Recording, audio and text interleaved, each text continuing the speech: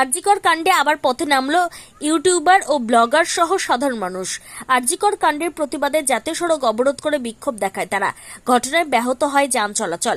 নদিয়ার শান্তিপুর ঘোড়ালিয়া থেকে একটি প্রতিবাদী মিছিলের ডাক দিয়েছিল সামাজিক মাধ্যমের সাথে যুক্ত থাকা ব্লগার ইউটিউবাররা।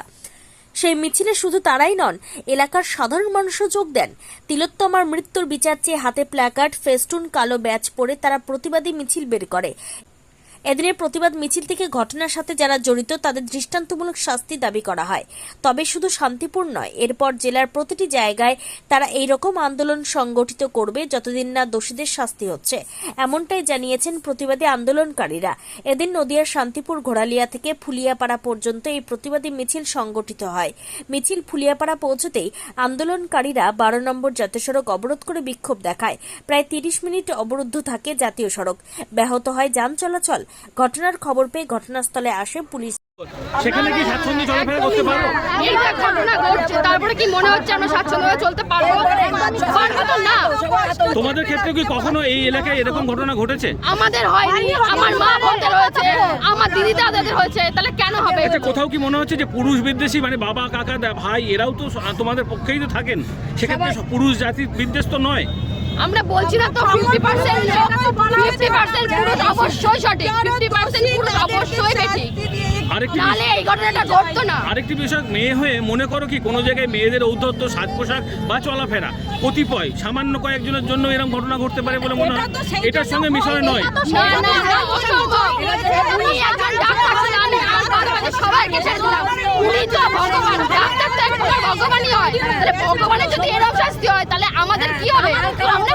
বিচার ব্যবস্থা এখন সিবিআই এর হাতে, সর্বোচ্চ ক্ষমতার হাতে। তো সে জায়গায় কি মনে আশ্বস্ত আছো যে আগামী দিন বিচার প্রক্রিয়া ঠিকঠাক চলবে?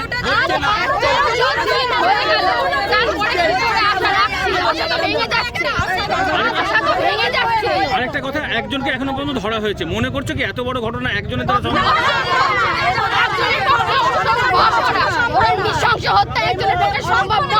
এর পেছনে যারা আছে তাদেরকে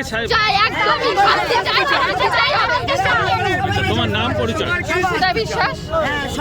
পড়াশোনা করো? হ্যাঁ অবশ্যই, আমি গ্র্যাজুয়েশন কমপ্লিট করেছি। আচ্ছা, কি চাইছেন মূলত?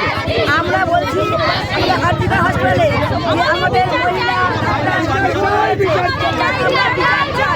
যতদিন না বিচার না হয় আমরা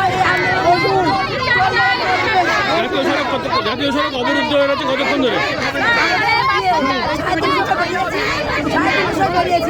অবরুদ্ধ হয়ে গেছে কতক্ষণ? কি চাইছেন আপনারা? আমরা চাইছি দোষীদের শাস্তি চাই। যতদিন না শাস্তি পাবে ততদিন আমরা আন্দোলন চালিয়ে যাব। বিচার প্রক্রিয়া কি সঠিকভাবে চলছে না বলে মনে হচ্ছে?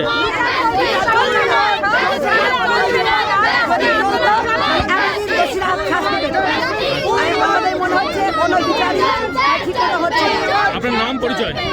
আমার নাম লক্ষ্মী।